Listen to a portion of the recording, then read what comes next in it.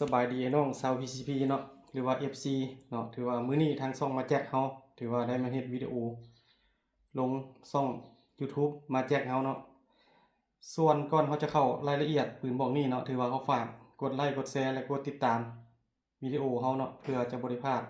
เวลาเฮาวิดีโอใหม่ๆลงช่องเนาะสั้นเฮามาเข้าสู่รายละเอียดกับปืนบอกนี้เลยเนาะตัวนี้ถือว่าปืนเป็นปืนอารมณ์เนาะเทคนิคอตัวนี้เป็นงานเวียดเนาะเป็นงานไซงอนเนาะถือว่าเลขเนาะบอกนี่จะใส่เลข8แหวนเนาะอันนี้เป็นเลขของกาลิแกตเนาะถือว่าตัวนี้เขาจะตั้งลมให้อยู่ที่10เนาะแล้วส่วนถังมันจะเป็นถังคาร์บอนตัวนี้เป็นถังคาร์บอน 0.5 เนาะถือว่าถังครึ่งลิตรสูบเท่านึงยิงได้เนาะ50 นัดเนาะถือว่าง่ายๆคือ5โม่เนาะส่วนเราตัวนี้จะเป็นเราเนาะตัวนี้จะเป็นเราโพลีกอนยาวเอาประกอบนี่ตัวนี้จะเป็นยาว45เซนส่วนเก็บเสียงตัวนี้จะเป็นเก็บเสียง3เทคเนาะถือว่าเขารับประกันเนาะถือว่าเก็บเสียงได้ถือว่า85-90%ส่วนเรานี่มันเขารับประกันกลุ่มให้เนาะ60-70 เมตรเนาะฝา OEC เนาะส่วนกล้องตัวนี้เขาจะประกอบเป็นกล้องแวนแฮมสเตอร์เนาะส่วนกำลังซูมขยายมันเนาะกำลังซูมขยายถือว่า4-16 คูณ 44เนาะ SMP เนาะตัวนี้ถือว่ากล้องตัวนี้จะเป็นกล้องกันสะเทือนแล้วก็กันน้ำพร้อมเนาะตัวนี้เนาะถือว่ากล้องตัวนี้เป็นกล้องแวนแฮมสเตอร์ส่วนราคาเนาะถือว่าราคาสุดนี้เขาขายอยู่ที่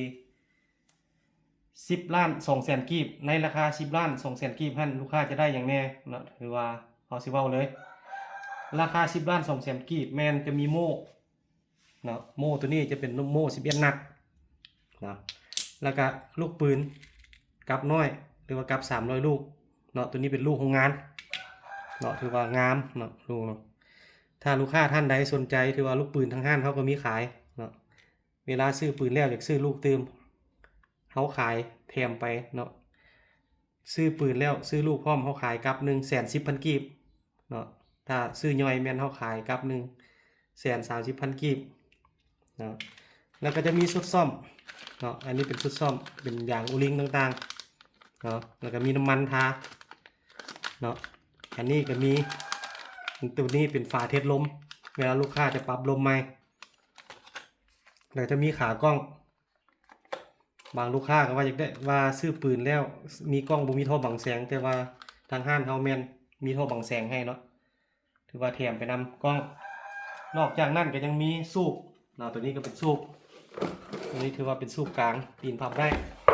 ครับถือว่าราคาคือเขาว่าเนี่ยทั้งรวมทั้งหมดครบสุดที่เขาว่าออกมานี่แม่น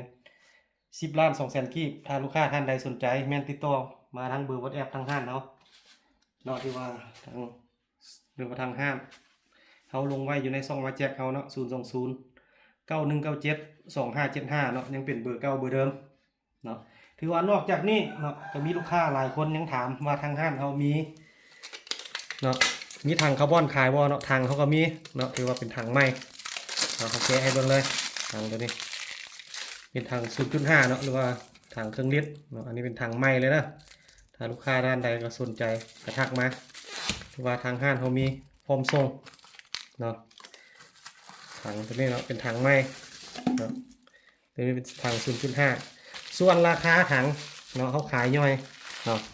เขาแจ้งเลยราคาถังนี้ถังคาร์บอนตัวนี้ขายย่อยแมนราคา1,950,000 กีบเนาะถือว่าถังนี้เขาสามารถฝากขนส่งให้ได้เนาะเวลาฝากแมนแจ้งบินแล้วลูกค้าต้องได้โอนเนาะถ้าลูกค้าท่านใดสนใจซื้อแต่ถังทางห้างเขาก็มีเนาะส่วนเกี่ยวกับปืนอารมณ์เนาะบัดนี้เขาสิเว้าเติมเนาะเกี่ยวกับการฝากเนาะที่ผ่านมาลูกค้าทางห้างหลายลูกค้าเนาะถามทางห้างหลายว่ามีเก็บปลายทางบ่เขาขอเว้าย่ำคืนเนาะเกี่ยวกับการฝากเนาะถือว่าทางห้างเขาถ้าลูกค้าตั้งแข็งเนาะถือว่าเขาประกอบเครื่องแล้วเขาจะวิดีโอคอลให้เบิ่งเนาะเบิ่งเครื่องแล้วลูกค้าโอเคแม่นเขาจะเอาไปฝากให้แม่นเขาฝากทางรถเด้อเขาจะบ่สามารถฝากขนส่งให้ได้เนาะ เอาฝากทั้งรถเวลาเขาออกไปฮอดคิวเขาจะโทรหาลูกค้าเพื่อให้ลูกค้าลงนํเจ้าของรถแล้วก็ตกลงเกี่ยวกับค่าฝากเนาะเวลาตกลงกันได้แล้วเนาะเขาจะเอาเบอร์โทรเจ้าของรถแล้วทายป้ายรถให้ลูกค้าเวลานั้นลูกค้าจะต้องได้โอนเงินเนาะถ้ากรณีลูกค้าอยู่นครหลวงเนาะถือว่าสามารถนัดรับเครื่องเนาะกวดเครื่องก่อนจ่ายเงินถ้ากรณีลูกค้าอยู่ใกล้เขตใกล้เคียงแม่นเฮาไปส่งฮอดเฮือนกวดเครื่องก่อนจ่ายเงินถ้าอยู่ไกลแม่นนัดรับเครื่องเนาะถ้ากรณีลูกค้าบ่อยากมานัดรับเครื่องนำเฮาเนาะถือว่าเฮาจะให้คนส่งเนาะให้รถเขาไปส่งเนาะแท็กซี่ไปส่งให้เนาะเวลานั้นลูกค้าจะต้องได้เสียค่าส่งเองเนาะแล้วเขาก็ขอขอบใจเนาะทั้ง FC และก็ลูกค้าทั้งเก่าและใหม่ที่ติดตามช่องเฮาและอุดหนุนของช่องเฮาขอขอบใจ